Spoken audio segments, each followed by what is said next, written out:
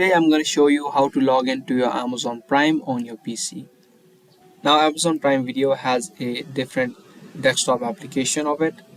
You just need to download it from the Microsoft Store.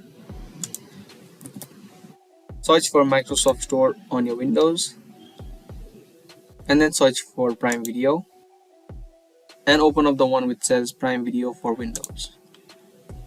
Once you do, you just need to click on the get option right here and the application will download. Once the download is complete, you just open it up. And from here, just click on sign in. Now type in your email address or your mobile number. And then click on continue.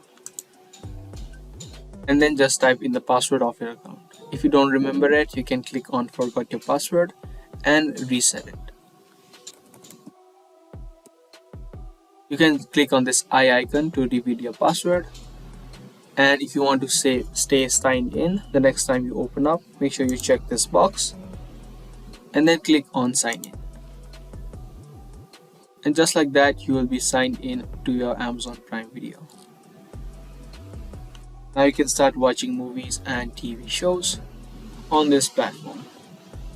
So I hope this video helped you out. If it did, be sure to let us know by giving this video a thumbs up. That's all for today's video and I'll see you in the next one.